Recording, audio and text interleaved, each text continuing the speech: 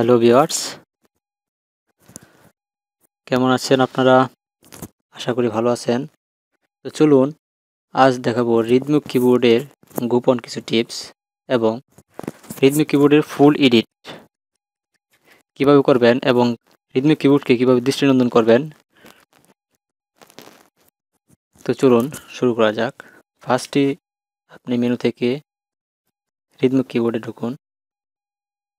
ওকে, এখানে সিলেক্ট করে দিন ব্যাক এবং ওকে ক্লিক করুন। এখানে রিদমিক কিবোর্ডে আবার করে দিন। এখন ঢুকুন রিদমিক কিবোর্ডে। এখান থেকে আপনি সেটিংয়ে যাবেন, সেটিং, কিবোর্ড থিম। এখান থেকে আপনি কিবোর্ডের থিমটি পাল্টাতে পারবেন।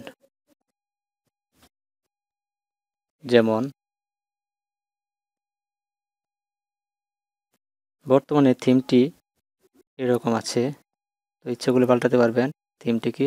যেমন ধরুন দিলাম আইফোন, তো দেখুন এখানে আইফোন স্টাইল, এই আইফোন স্টাইল আসছে। তো এখন দিন রিদমিক ব্লু, দেখুন কি স্টাইল আসলো, এই দেখেন রিদমিক ব্লু।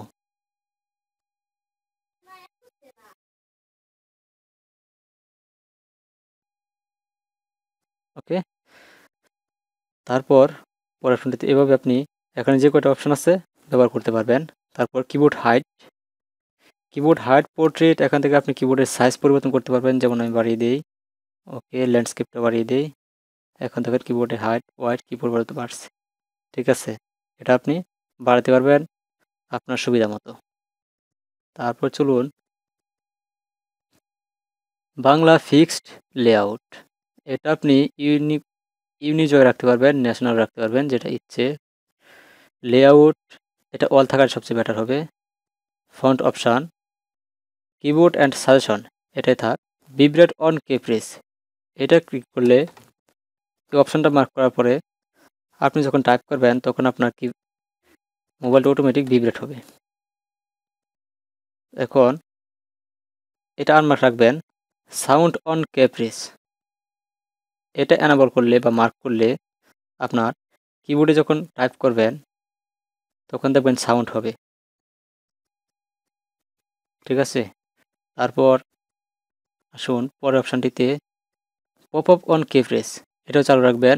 তারপর touch to correct option, correct words, এটা চালু রাখলে সুবিধা হচ্ছে আপনার সঠিক শব্দটা উপরে সাজেশন হিসেবে আসবে, সেটাতে ক্লিক করে আপনি সঠিক ওয়ার্ডটা ব্যবহার করতে পারবেন। অটো ক্যাপিটালাইজেশন, এটা যদি ব্যবহার করেন তাহলে অটোমেটিক আপনার ভুল ওয়ার্ডটি শুদ্ধ হয়ে যাবে। এক্ষেত্রে আপনার বিভিন্ন নাম যেগুলো আছে, নামগুলো অন্য কোনো নামে পরিবর্তন হওয়ার সম্ভাবনা আছে, যে কারণে আপনি এটা আনমার্ক রাখতে পারেন।